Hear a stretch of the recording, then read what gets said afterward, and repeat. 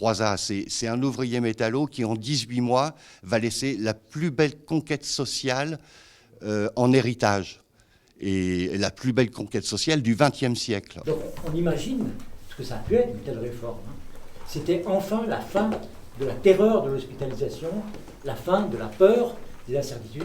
Le général de Gaulle l'a nommé au poste de ministre du Travail en novembre 1945 et il a démissionné en janvier 1946. C'est-à-dire que, par exemple, dans la construction de la sécurité sociale, le général de Gaulle n'a joué aucun rôle.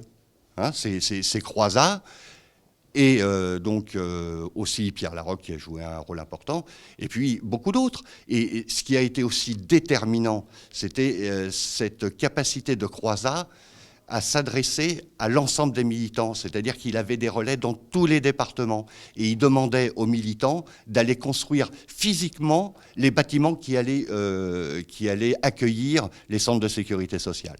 Donc Croizat n'est pas tout seul. Hein, je crois même qu'une fois on l'a interviewé pour lui demander le rôle qu'il avait tenu dans la création de la sécurité sociale et il avait dit c'est une œuvre qui est tellement si vaste et étendue qu'on ne peut pas l'attribuer à un seul homme. Et que c'était le résultat d'une volonté populaire éclairée. La grande révolution de la sécurité sociale, c'est ça. Hein, c'est l'idée, d'ailleurs reprise à la Révolution française, l'idée que la société doit la subsistance aux citoyens, soit en leur procurant du travail, soit en leur donnant des moyens d'existence au cas où ils ne pourraient se les procurer par le travail, quoi. C'est la grande révolution de 1946. Ça change complètement la vie des gens. La retraite également, qui va s'étendre à tous les Français à partir de septembre, elle double aussi le niveau de retraite. Hein. Et là, on a des témoignages assez extraordinaires de gens qui, du jour au lendemain, se voient doubler leur retraite ou du jour au lendemain, se voient assigner une retraite. Tu vois, ça change complètement la vie, quoi. Hein.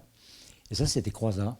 Ambroise Croizat, c'est le contraire d'une élite. Ceux qui tirent les ficelles au gouvernement, ils sortent tous des grandes écoles.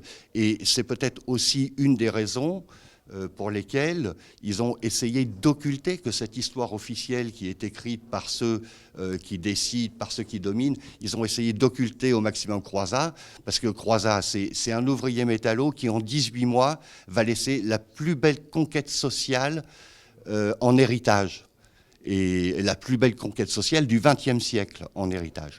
Et donc, eux qui sont les élites, c'est-à-dire qu'ils ne font rien de tout ça. Hein. Au contraire, ils sont dans plutôt une opération de démantèlement. La réforme Croizat, qui est un véritable projet de société, il est à l'inverse, il est total à l'inverse de celle de Macron, quoi.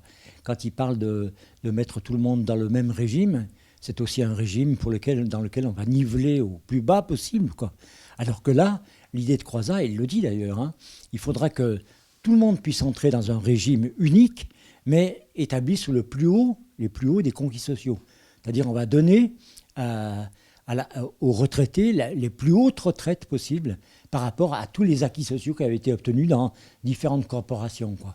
Donc c'était une idée complètement différente de celle de Macron. Ambroise Croizat, c'est le symbole de cette grande idée, de cette grande invention sociale, de cette belle formule, de chacun selon ses moyens, à chacun selon ses besoins.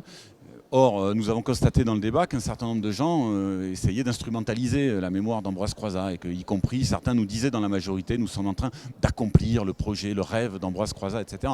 Ce qui est évidemment profondément scandaleux. Donc aujourd'hui, c'est le jour anniversaire de sa mort, il y a 69 ans maintenant.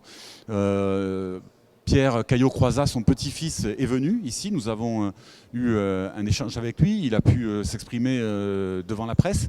Il était dans la tribune de l'Assemblée nationale pendant les questions d'actualité. On en a profité pour rendre hommage à Ambroise Croizat et à travers lui à tous ceux et toutes celles qui ont été les artisans de cette grande invention sociale. Aujourd'hui, le nom d'Ambroise Croizat refait surface. Voilà, même si des fois il y a des gens qui cherchent à l'utiliser à mauvais escient, mais c'est important que, en tout cas, aujourd'hui, on soit là pour cet hommage et puis pour faire vivre la mémoire d'Ambroise Croizat. Merci.